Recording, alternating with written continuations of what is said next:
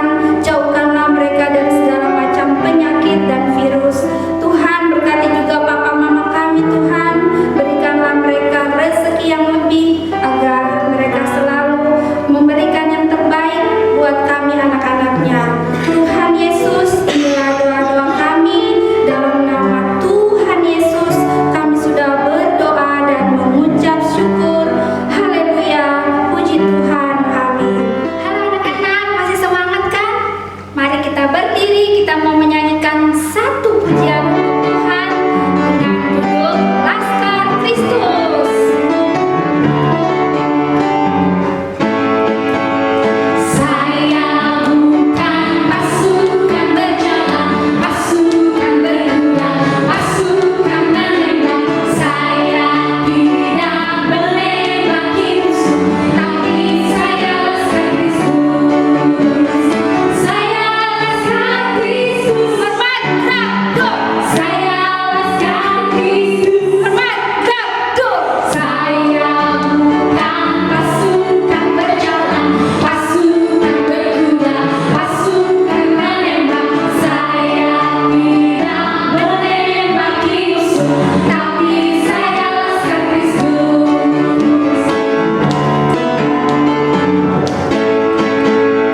Saya bukan pasukan berjalan, pasukan berkuda, pasukan menembak.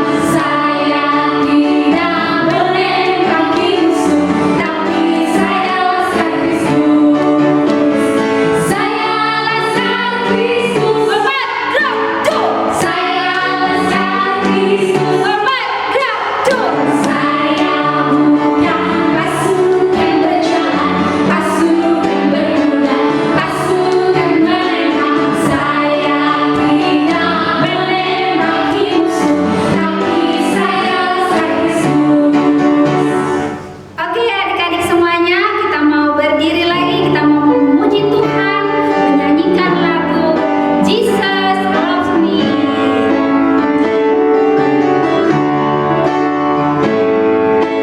Jesus loves me, this I know, for the Bible tells me so. Little ones to Him belong.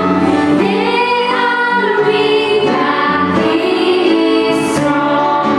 Yes, Jesus loves me.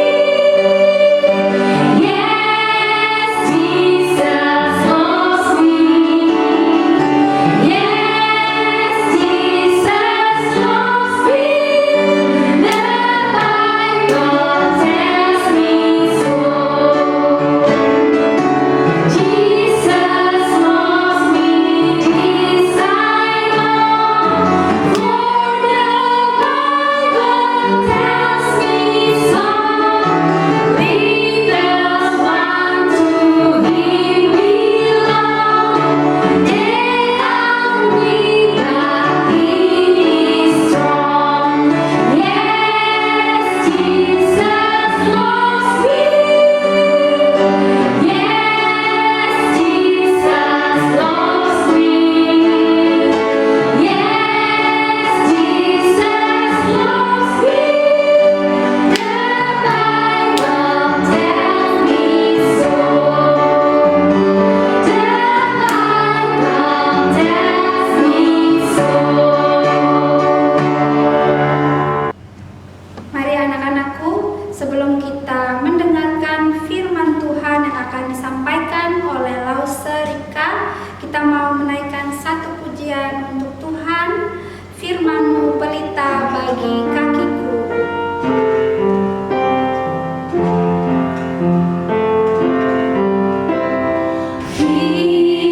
Firman-Mu pelita bagi kakiku, terang bagi jalanku.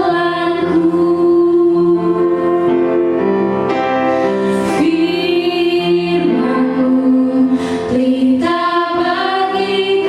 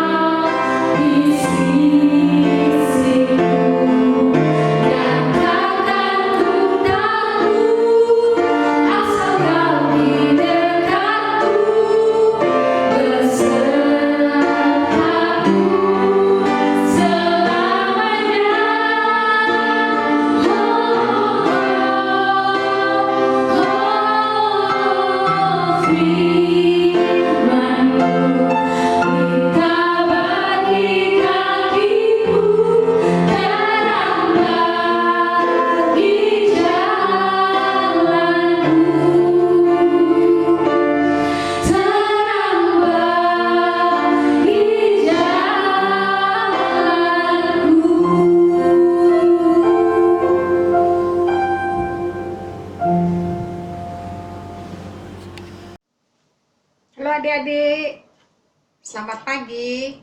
Semoga semua dalam keadaan baik, dalam keadaan sehat, tidak kurang suatu apapun, karena kita disertai oleh Tuhan.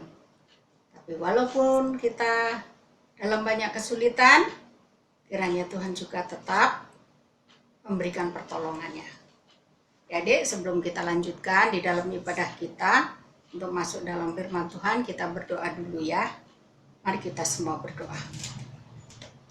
Bapa yang di dalam surga, terima kasih karena Engkau memelihara hidup kami sepanjang hari sampai hari ini. Apapun yang boleh terjadi di dalam hidup kami, Engkau mengetahui dan mempunyai rencana yang baik, karena kami adalah anak-anak yang Kau kasih, anak-anak yang spesial yang telah Kau ciptakan untuk menjadi berkat di dalam hidup kami untuk mempermuliakan nama-Mu. Tolonglah kami semua yang akan mendengar maupun saya yang akan menyampaikan, sehingga kami mendapatkan kebenaran dari firman-Mu, kami lakukan sehingga nama-Mu ditinggikan, dipermuliakan melalui hidup kami. Terpuji nama-Mu Bapa, di dalam nama Tuhan kami Yesus Kristus, kami naikkan doa kami. Amin. Anak-anak, firman Tuhan pada kesempatan ini temanya Are You Special? Dari tema ini firman Tuhan yang akan kita baca dari Kejadian 1 ayat 26 sampai 28. Mari kita buka bersama-sama ya Alkitabnya. Rosa akan bacakan. Berfirmanlah Allah, baiklah kita menjadikan manusia menurut gambar dan rupa kita, supaya mereka berkuasa atas ikan-ikan di laut dan burung-burung di udara dan atas ternak dan atas seluruh bumi dan atas segala binatang melata yang merayap di bumi. Maka Allah menciptakan manusia itu menurut gambarnya, menurut gambar Allah diciptakannya dia, laki-laki dan perempuan diciptakannya mereka. Allah memberkati mereka, lalu Allah berfirman kepada mereka, beranak cuculah dan bertambah banyak, penuhilah bumi dan taklukkanlah itu, berkuasalah atas ikan-ikan di laut dan burung-burung di udara dan atas segala binatang yang merayap di bumi. Anak-anak, kenapa kamu disebut spesial? Itu yang pertama, karena kamu diciptakan menurut gambar dan rupa Allah. Begitulah firman Tuhan yang kita baca tadi berkata-kata kepada kita. Coba kita perhatikan ya. Gambar ini, gambar siapa nih? Nah, ini adalah gambar Presiden Amerika. Siapa namanya? Iya, Donald Trump ya. Satu lagi, ini gambar siapa nih? Oh iya, Presiden mana nih? Iya, Presiden Republik China. Siapa namanya? Deng Xiaoping. Ya. Dan satu lagi, gambar siapa ini? Oh iya, ini Bapak Jokowi, Presiden Republik Indonesia. Anak-anak, mereka ini adalah orang-orang yang dipilih oleh Tuhan untuk menduduki jabatan sebagai presiden, berkuasa di negara mereka masing-masing, baik di Amerika, di Cina, maupun di Indonesia. Ya, yang kita lihat itu tadi gambarnya. Mereka orang yang mempunyai kuasa di negaranya dan harus ditaati peraturan-peraturan yang dibuat oleh presiden-presiden tersebut. Anak-anak, mereka itu hanya menguasai negara yang ada di bawah pemerintahannya. Sedangkan di dunia ini ada lagi yang lebih berkuasa, menguasai bukan hanya 3 negara ini, tapi seluruh muka bumi ini. Siapa? Coba kamu tebak. Ya, dia adalah Tuhan. Tuhan yang kita sembah. Ya. Tapi Tuhan itu roh adanya dan kita tidak bisa menggambarnya. Kita tidak bisa melihat gambarnya. Firman Tuhan tadi berkata, gambar Allah itu yang ada di dalam ciptaannya, yaitu manusia. Ya, berarti manusia itu spesial karena diciptakan menurut gambarnya. Nah, manusia itu siapa? Ya, kamu, dan Lause. Iya, kamu. Ya. Tapi sebelum kita ada, itu ada manusia yang pertama. Yaitu siapa? Ya, Adam dan Hawa. Mereka diciptakan segambar dan serupa dengan Allah. Tapi bukan berarti segambar secara fisik, tapi bicara secara karakter. Ya, sifat-sifat Allah ada di dalam diri manusia itu, yaitu suci atau kudus, kasih, ya, kemudian lembut dan sebagainya, ya, banyak. Karena manusia itu tidak taat pada perintah Tuhan, mereka jatuh ke dalam dosa. Ya, mereka lebih mendengar suara iblis. Karena mereka jatuh, berarti rusaklah gambar yang ada di dalam diri manusia tersebut sampai keturunannya, sampai kita sekarang ini. Gambar Allah itu sudah rusak. Karena gambar Allah itu rusak di dalam kehidupan manusia, jadi manusia itu tidak lagi melakukan perbuatan-perbuatan yang menyenangkan dan mempermuliakan nama Tuhan. Manusia mempunyai sifat-sifat yang lain, bukan sifat-sifat Allah lagi. Nah, contohnya itu bisa ada iri hati, bisa ada dendam, bisa saling menguasai. Itu adalah contoh-contoh gambar Allah yang sudah rusak. Hatinya dipenuhi oleh keinginan-keinginan yang berlawanan dengan kehendak Tuhan. Nah, kita lihat gambar ini ya. Gambar hati manusia yang jatuh di dalam dosa. Sehingga gambar Allah itu rusak di dalam diri manusia. Kita lihat bagaimana perbuatan dari Kain dan Habil. Nah, anak-anak, apakah Tuhan menyesal ketika melihat manusia menjadi demikian? Yang tadinya diciptakan menurut gambar Allah, kemudian berbalik, tidak mempermuliakan Allah lagi dalam hidupnya. Tidak ya anak-anak.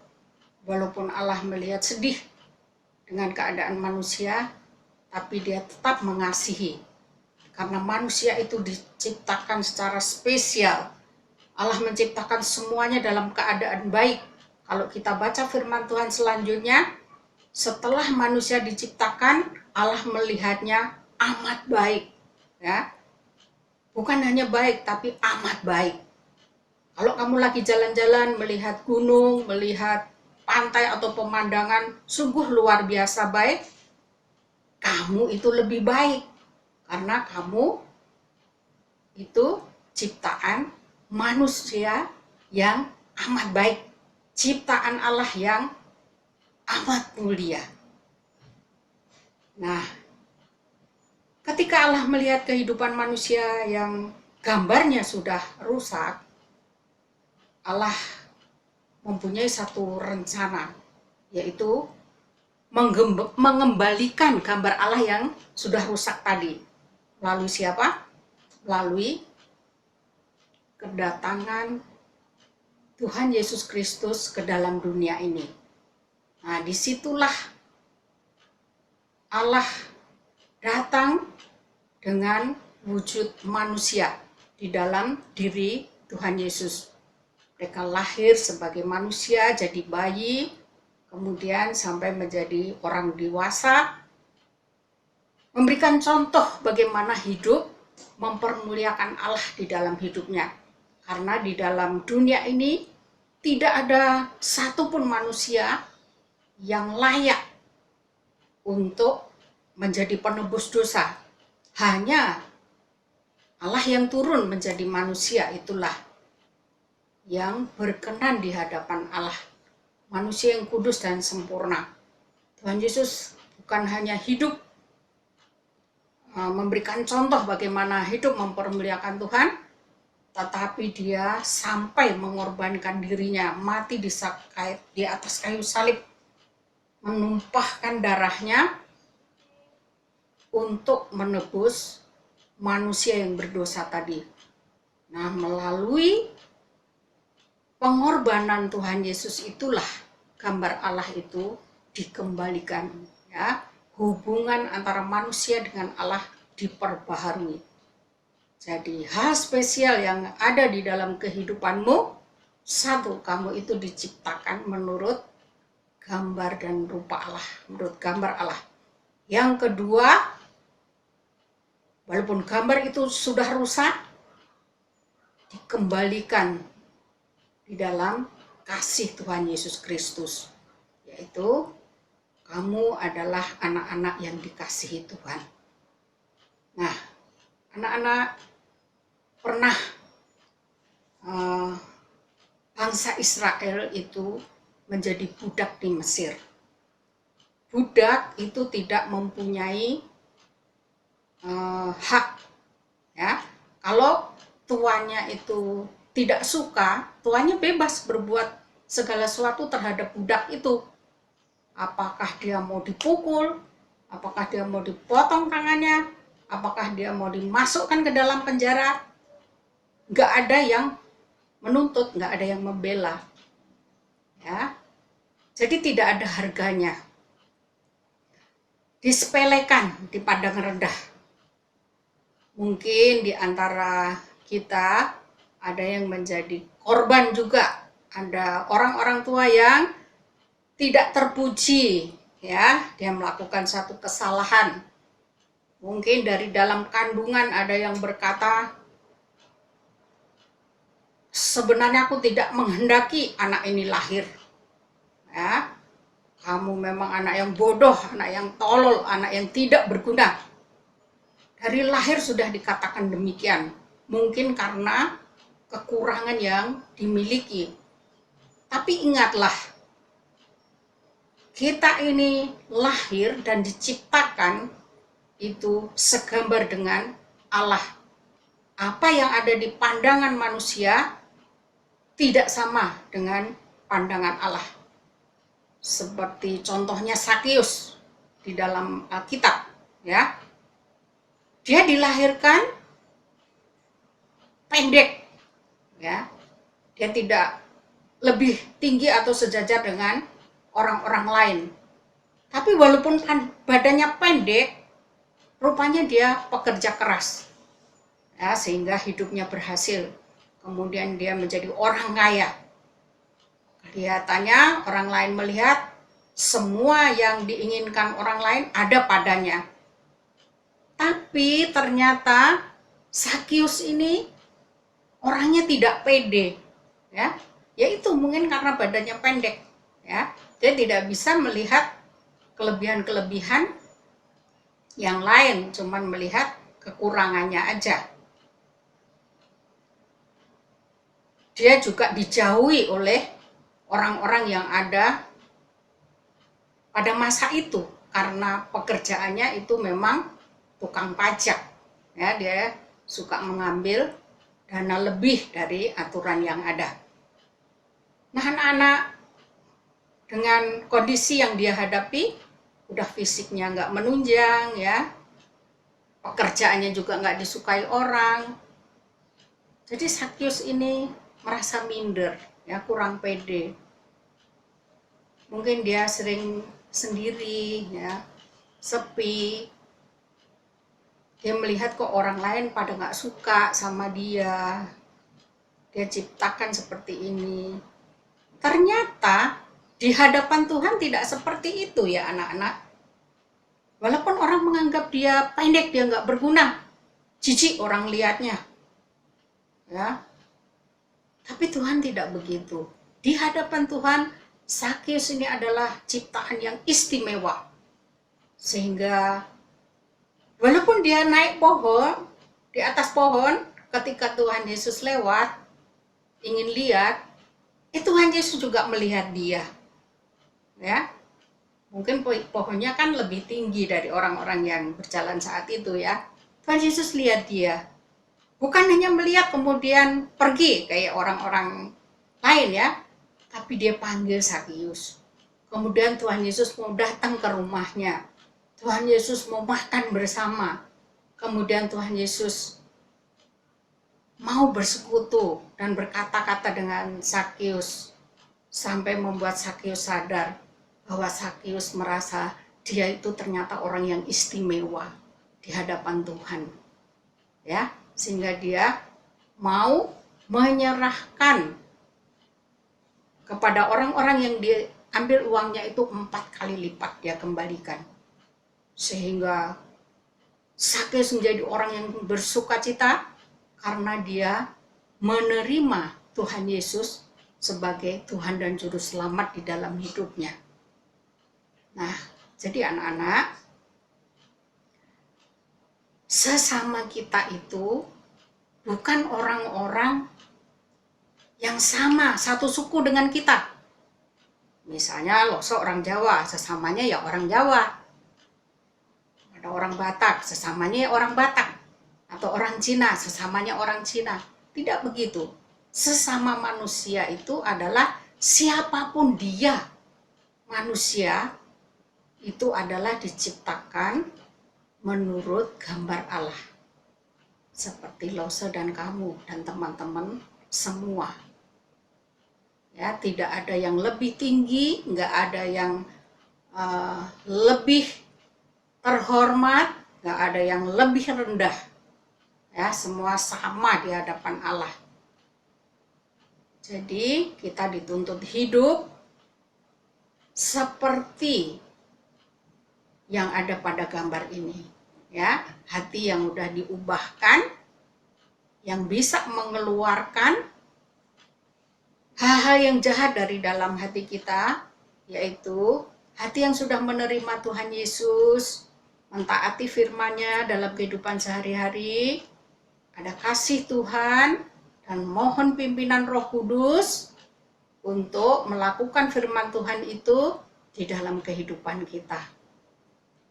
Nah, adik-adik, sesudah kita tahu bahwa kita itu diciptakan spesial, yaitu segambar dan serupa dengan Allah, kemudian walaupun gambar itu sudah rusak, Tuhan sudah tebus untuk menunjukkan kasih-Nya kepada kita manusia. Dia mengasihi kita dengan pengorbanan darah Tuhan Yesus. Untuk apa semua itu? Apalagi yang spesial? Ya, diciptakan menurut gambar Allah, kemudian dikasihi, ya, dosanya diampuni.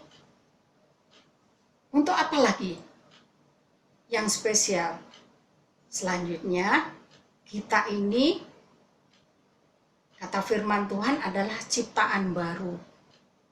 Ya, yang lama sudah berlalu dan yang baru sudah datang. Apa yang kita pikirkan, hal-hal yang kita rasakan tidak baik yang terjadi di dalam hidup kita, itu sudah berlalu. Karena kita tahu kita ini spesial di hadapan Allah. Dia memberikan satu kehidupan yang baru, ya, satu rencana yang baru. Memang kita tidak lepas dari pencobaan-pencobaan di dalam hidup kita. Tapi pencobaan yang kita alami itu Tuhan bilang tidak melebihi kekuatan kita. Karena apa? Kita spesial, dipilih oleh Tuhan untuk menjadi teman sekerja Allah. Untuk apa? Untuk menjadi saksi. Hidup sesuai dengan kehendak Allah. Hidup untuk menjadi saksi Tuhan, supaya gambar Allah itu bisa dilihat orang lain di dalam kehidupan kita. Ya, tentu oleh pertolongan firman Tuhan, kasih Tuhan dan kuasa Roh Kudus. Bukan karena kemampuan kita sendiri. Kita hanya ingat kalau kita itu spesial dan kita dikasih Tuhan, dan Tuhan mau pakai kita untuk menjadi saksinya. Jadi hidup kita itu spesial di hadapan Allah. Biar orang lain berkata apapun yang dapat membuat kita tidak percaya diri. Tapi satu hal yang harus kita ingat, Tuhan itu memandang kita spesial. Sudah diciptakan segambar dengan Allah, disediakan penebusan, keselamatan di dalam Yesus Kristus. Mau dipakai lagi untuk menjadi teman sekerja Allah, menjadi saksinya. Banyak orang berdoa supaya kehidupan kita ini sejahtera, bahagia, hidup sehat. Tapi yang terjadi, ada corona ya. Kita nggak tahu adik-adik rencana Tuhan. Mungkin Tuhan ingin memakai kita untuk menjadi saksinya, sehingga lebih banyak lagi orang yang percaya kepadanya.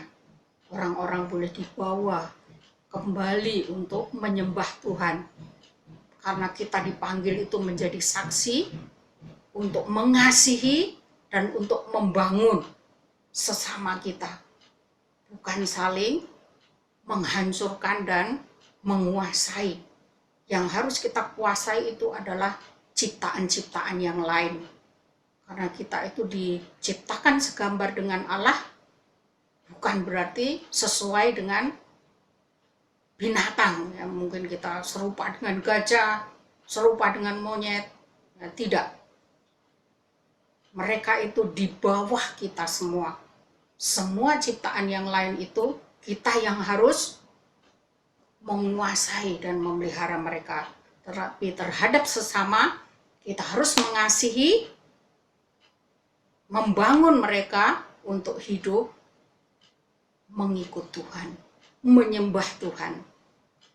Itulah 3 hal yang perlu kita ketahui. Kita spesial, kamu spesial, kamu. Ya, dan semuanya spesial.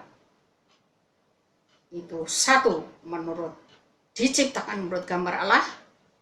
Yang kedua itu dikasihi. Dan yang ketiga dipanggil untuk menjadi saksi. Kiranya firman Tuhan menjadi berkat bagi kita. Amin. Mari kita berdoa. Tuhan, kami semua ini adalah manusia biasa yang seringkali tidak menyadari begitu besar perbuatan Allah yang sudah Tuhan lakukan di dalam hidup kami. Kau menciptakan kami semua sebagai gambar Allah. Walaupun manusia gagal, Engkau tetap mengasihi dengan mengorbankan anakmu. Darahnya tertumpah untuk menebus dosa kami. Dan tidak sampai di situ, Engkau juga memberi kesempatan di dalam hidup ini untuk menjadi saksimu. Biarlah kami tidak melihat segala kekurangan yang membuat diri kami tidak percaya kepada Tuhan. Tetapi kami boleh melihat kasih Tuhan yang begitu besar, rencana Tuhan yang begitu besar di dalam hidup kami. Terpujilah namamu Bapa. Kami percaya melalui virus corona yang belum selesai ini, ada rencana Tuhan yang indah yang boleh terjadi di dalam hidup kami dan orang-orang sekitar kami yang boleh kami bawa untuk menyembah dan mengenal Engkau sebagai Tuhan dan Juru Selamat mereka. Terpujilah nama-Mu Bapa, terjadilah rencana-Mu di dalam hidup kami ini. Karena kami mengerti Engkau mempunyai rencana yang indah, bukan rencana kecelakaan. Terpujilah nama-Mu Bapa, di dalam nama Tuhan kami Yesus Kristus kami naikkan doa kami. Amin. We thank you, Lord Jesus. We thank you, Lord Jesus. We praise your heavenly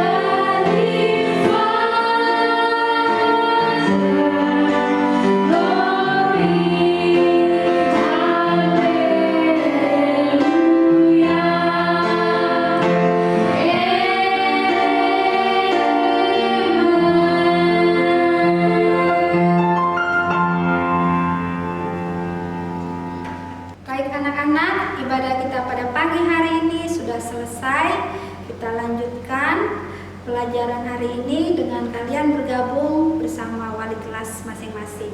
Terima kasih, Tuhan Yesus memberkati.